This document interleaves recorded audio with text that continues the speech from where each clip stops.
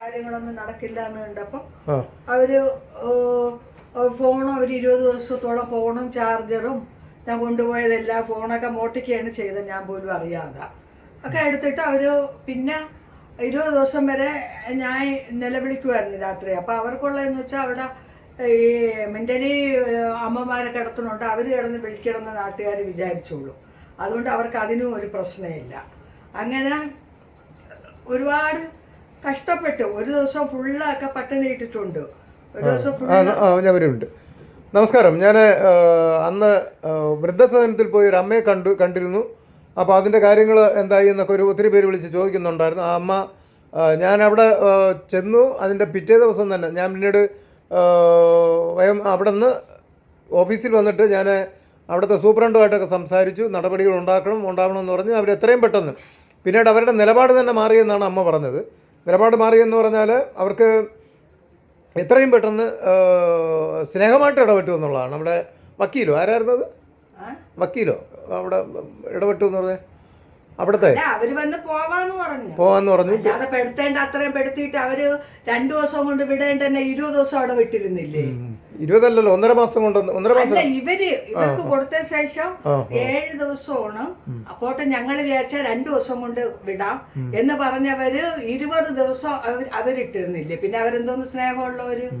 പിന്നെ ഇത് കണ്ടപ്പോ ഇത് അവരെ കയ്യിൽ നിന്ന് വെളി ചാടി.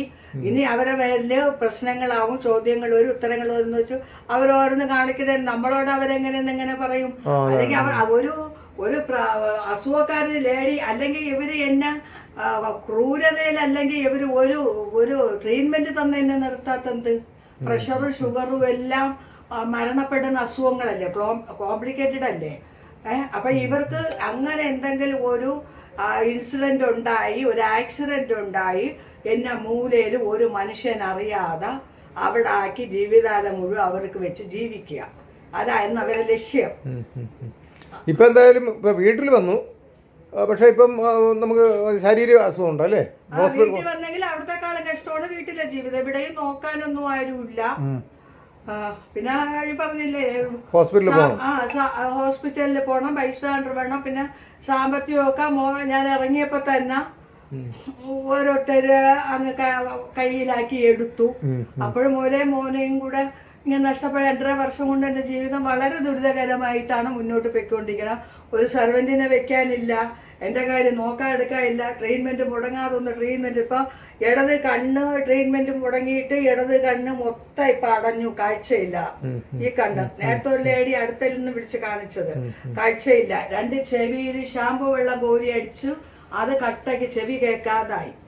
അപ്പൊ ഇപ്പൊ ഞാൻ ഒരുപാട് ബുദ്ധിമുട്ടുകൾ അനുഭവിക്കുന്നുണ്ട്. ഇവിടുത്തെ താമസവും എനിക്ക് സുരക്ഷിതമല്ല.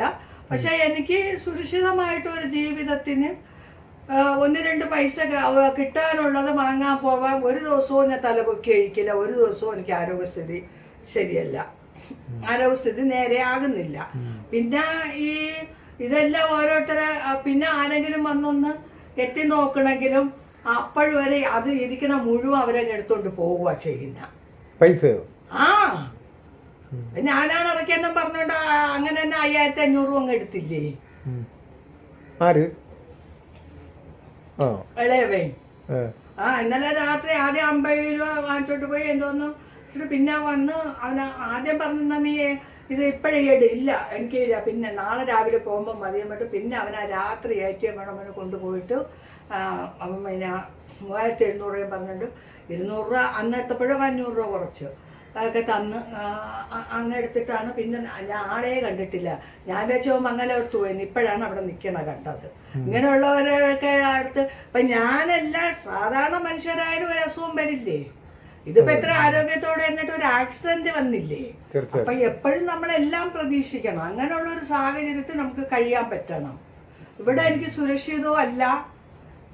എന്നെ ഈ ലോകത്ത് സ്നേഹിക്കുന്നവരോ നോക്കുന്നവരോ എന്നെ വേണം, ഞാൻ ജീവിച്ചിരിക്കണമെന്ന് ആഗ്രഹിക്കണ ആരുമില്ല. എല്ലാവരും മൂലയിലെ ചാക്കൻ ചേട്ടെന്ന് പറയുമ്പോ ഞാൻ ഇന്ന് മരിച്ചോടെ മൂത്തവൻ അവരിവിടെയാണെന്ന് കാണിക്കാനാണ് ഹാളിൽ അത് വെച്ചേക്കുന്നത്. ഇവനും എന്ന് എൻ്റെ കണ്ണറയോ അപ്പ ഇത് അതോടെ ആർക്കെങ്കിലുമൊക്കെ എഴുതി കൊടുത്തിട്ടുണ്ടെങ്കിലാ, എന്തെങ്കിലുമൊക്കെ ആയിട്ടുണ്ടെങ്കിലാ പഴയ വീട് സ്ഥലവും നെടുവങ്ങാട് പ്രമാണമേ അവളുടെ കയ്യിലാണ്. അതുകൊണ്ടാണ് ആരും വന്ന് വിളിച്ചുകൊണ്ട് പോവാത്തതും നോക്കാത്തതും അന്വേഷിച്ച് രക്ഷപ്പെടുത്തി എടുക്കാത്തത്. ഞാൻ നഷ്ടപ്പെടാൻ ആഗ്രഹിക്കുന്ന ആൾക്കാരാണ്. നഷ്ടപ്പെട്ട് അവർക്കെല്ലാം ഇതെല്ലാം കയ്യിൽ വേണം. എൻ്റെ മോനുള്ളപ്പോൾ സ്വൈരോന്ന് പറയണ കൊടുത്തിട്ടില്ല. എന്നിട്ട് ആ വീട് വേണം, ആ വീട് വേണം, എനിക്ക് അവളെ വിളിച്ചോണ്ട് വന്ന് താമസിക്കാം ഈ വീട്. എന്നിട്ട് ഞാൻ ഇറങ്ങാൻ നേരം അവൾ പറഞ്ഞത് എന്നെ വൃദ്ധസദനത്ത് കൊണ്ടാക്കാമെന്ന്. ഈ വീട് അവളെ പിന്നെ മാമൻ്റെ മോളെ എടുത്തു കൊടുത്തൊരു മോളെ കല്യാണത്തിനാണ് തോറ്റി വെച്ചത്. എന്നിട്ട് പിന്നെ അത് എടുത്താലും അവൾ വാടകയ്ക്ക് കൊടുത്ത് വാടക വാങ്ങിക്കണം, അല്ലാതെ എനിക്ക് താമസിക്കാൻ പറ്റില്ല. അത് പിന്നെ